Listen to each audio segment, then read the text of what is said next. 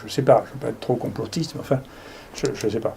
Et puis sur l'efficacité, là aussi, depuis le début, je pense la même chose. Et puis, d'ailleurs, les journalistes me demandent si je peux changer d'avis sur la série qu'on fait, qui est une question qui n'a pas de sens non plus. C'est-à-dire, moi, je ne compare pas des études. Nous, on a soigné 4000 personnes ici, donc on voit bien ce qu'ils sont devenus. Je ne vais pas changer d'avis sur les choses qu'on a vues, donc c'est une question idiote. Pour ça, comme pour les médias traditionnels, il existe maintenant des voies de contournement avec les préprints. Nous, on a ouvert maintenant notre site de préprint parce qu'on en a assez d'avoir une censure sur nos données, qui sont des données vérifiables, des chiffres. Hein. Moi, ce qui m'intéresse, c'est qu'on analyse les choses. J'espère que le pays sera entièrement transparent, j'espère bien.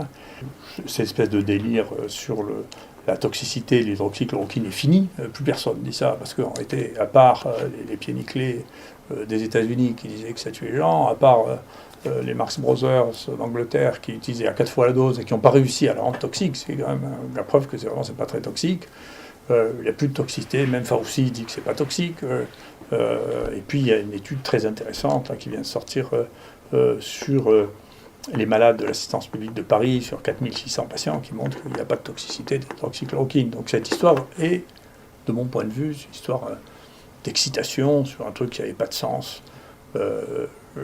C'est un médicament qui est utilisé depuis 80 ans, on a découvert qu'il est toxique maintenant. C'est une fantaisie, je ne sais pas comment nous, mais pas seulement nous, hein, on peut se laisser embarquer sur la toxicité de l'hydroxychloroquine, sauf à dire qu'il n'existait pas de médicament et qu'il fallait soit prendre le remdesivir, soit un vaccin. Je ne sais pas, je ne veux pas être trop complotiste, mais enfin, je ne sais pas. Et puis sur l'efficacité, là aussi, avec un peu de patience, il faut pas croire, les chiffres finissent par sortir. On essaie, il y a une bataille très très importante, y compris au niveau des publications scientifiques. Donc il y a eu l'émergence d'un énorme problème scientifique qui est devenu un conflit vraiment passionnel et qui n'est plus scientifique sur la constatation des choses où des gens, le New England ou le Lancet ou le British Medical Journal, étaient prêts à prendre n'importe quel article pourvu qu'ils disent du mal de l'hydroxychloroquine et à ne prendre aucun article pourvu qu'il soit en faveur de l'hydroxychloroquine. Ça, j'ai des dizaines d'exemples de ça. Depuis le début, je pense la même chose. Et puis, d'ailleurs, les journalistes me demandent si je peux changer d'avis sur la série qu'on fait, qui est une question qui n'a pas de sens non plus. C'est-à-dire, moi, je ne compare pas des études. Nous, on a soigné 4000 personnes ici, donc on voit bien ce qu'ils sont devenus. Ils ne sont pas morts d'hydroxychloroquine, ils n'ont pas fait de troubles du rythme, ils n'ont pas fait de torsade de pointe. Un peu plus de 30 morts qui sont morts après être passés ici, on sait exactement de quoi ils sont morts. Ça représente une proportion très faible. On a une mortalité chez les gens qui ont été traités par notre protocole de 0,5%.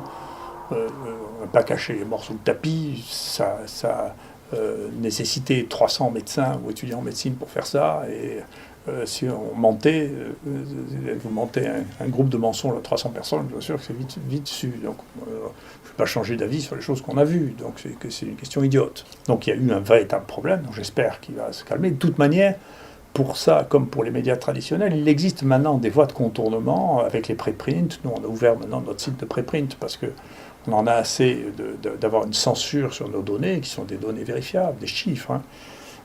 Et donc, le monde va changer de ce point de vue-là aussi.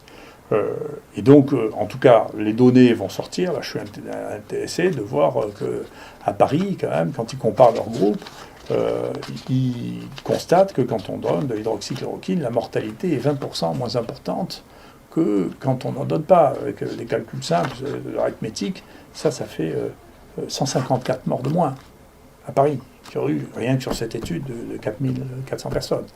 Donc, c'est pas moi qui le dis, c'est des chiffres, là. Donc, il va falloir réfléchir. Peu importe, il ne s'agit pas de chercher la responsabilité, c'est pas mon métier, c'est celle des juges, des politiques, c'est pas le mien. Moi, ce qui m'intéresse, c'est qu'on analyse les choses. J'espère que le pays sera entièrement transparent, j'espère bien, de manière à ce qu'on analyse les choses, de manière à ce que on tire une leçon qui ne soit pas, écoutez, regardez, tout va très bien, Madame la Marquise, mais écoutez, il y a des défaillances, il y a des vrais problèmes, et en particulier, il y a une frontière, là, entre ce qui est le rôle du médecin et ce qui est le rôle du politique, qui me paraît avoir été en partie inversé, c'est-à-dire on a demandé à des médecins ou à des chercheurs de dire ce qu'il fallait faire sur des décisions politiques. C'est-à-dire le confinement, ce n'est pas une décision scientifique, et le port du masque dans la rue non plus, c'est des décisions politiques. En revanche, la prise en charge des malades, le test, le diagnostic et le traitement, c'est le rôle des médecins.